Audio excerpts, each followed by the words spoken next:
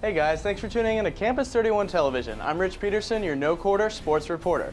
We have a very exciting show for you all today. ECU's football program underwent many changes last offseason.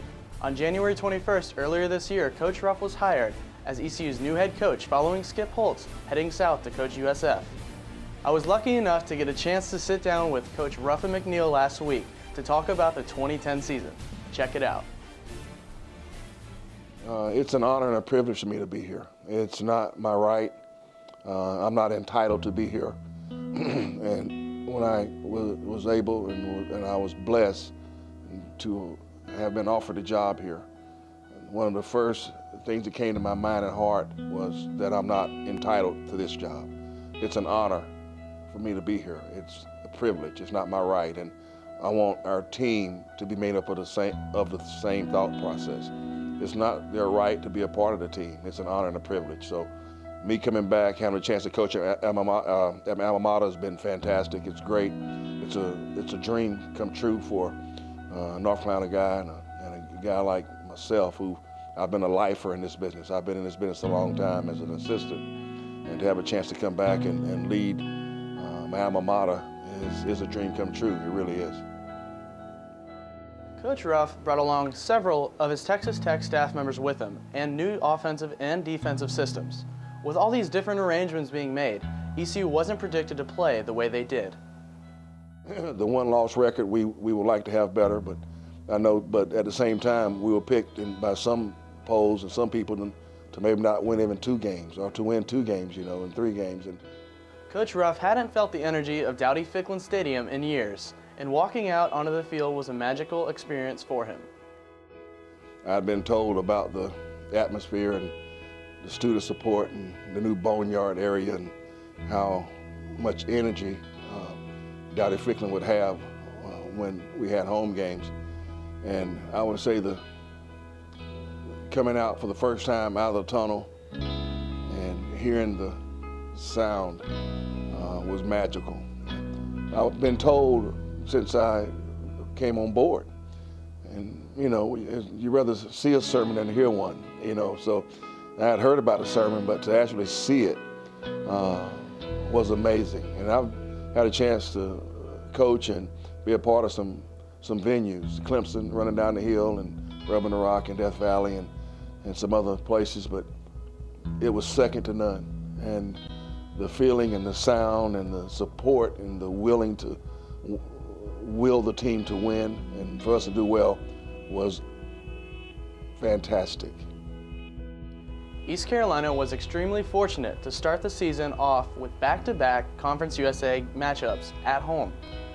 The first game was a shootout, and the last play decided who the winner was going to be. The catch was magnificent, and Coach Ruff agrees that it was one of the highest points of the season, along with the overtime victory against NC State at home. I would say the first game, probably Tulsa winning on the last second throw, that was pretty magical. And I know how much emphasis and how much our fan support and Pirate Nation, and not just them, but us as a coaching staff and our team, beating North Carolina State here was big and was very special too, as always. The Pirates won their first 2 games, but lost the following 2 at Virginia Tech and UNC. Even though they finished 6-6 overall, they still flourished in Conference USA. Coach Ruff said that the team surpassed his expectations. Yeah, they met it and more. The acceptance by the seniors, the sacrifices they made during a transitional year, and their transitional staff, and how they took my staff in, my coaches in as seniors and really as returning players, was something that cannot be overlooked. Listen to everything we told them, try to do everything exactly like we wanted it, and the team was absolutely one of the best moments in my 30 years of coaching. We fought with the passion, and we established a blueprint here with this team that I think will carry on for years and years to come. And we just call it playing that Pirate football. And that's physical, tough, smart, and never say die attitude. And this team did that. I'm very proud of the boys. Transitioning over to anything new is rarely an easy task. I asked Coach how he felt his players handled the new staff and the styles of offense and defense that they brought with them. I think and usually after transitional years, and this was a quick transitional year. We had 1 week to recruit. We had to install, and coaches had to move their families, and we had to input the strategic part of the packages in. And I'm installing my philosophies as a head coach and the pillars I want the program to be built upon, and the foundation of trust, commitment, and caring I want the program to be built on. It took this year, and it's always a developing process. It's never a finished process.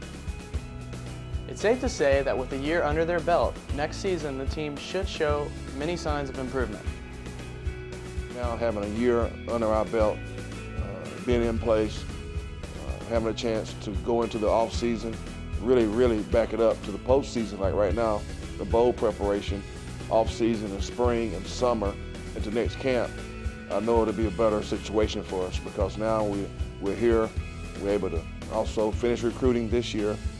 We're also able to keep installing a part of the different packages, and you can see young kids develop defensively, offensively, and special teams wise. So the extra year and being here now, I think will benefit us greatly. Recruiting players is one of the most dominant parts of improving any sports organization. I asked Coach Ruff about recruitment and what fans should expect next year. I think the fact that I'm back home, and when I'm selling the school or presenting the school to a family or a prospect, I'm actually really presenting a place that I've attended, I've graduated from, I've been a part of as a student and now as a coach. So when I come in their homes, I'm able to present, whereas other places I had to learn what to say. Here I know exactly what to say because I've lived it. I think you'll see the players become more comfortable in what we're doing. I think you'll see some players that were at one stage of development in their playing career and abilities, you'll see them improve by off-season work and spring training and summer work, even into the fall camp work. I think you'll see some young players that maybe were redshirted or maybe had some tough struggles this year. You'll see those guys develop because they've gone through some significant playing time and they've received significant repetition. So you should see an improved team, and that's our goal. Even though ECU didn't play in the Conference USA Championship game this year, fans can still be excited about the Military Bowl. Coach Ruff is especially excited about the bowl appearance. It's exciting. The preparation is the exciting part. The challenge of the game, we're playing University of Maryland, a team that had one of the largest turnarounds in the country last year, second behind Miami of Ohio, but one of the top turnarounds in ACC particularly. They finished third or tied for third in the ACC, which is a very competitive conference. You know, we're playing them right in their backyard. As a head coach, I'm excited to lead the team into a postseason game. You know, it's our first year as a group, and to be invited, and there's only 35 games. There's only 70 teams right now preparing to play bowl games. And at the end, there'll be 35 winners. We hope to be one of them. I'm privileged, I feel honored to have that opportunity to be a part of that, and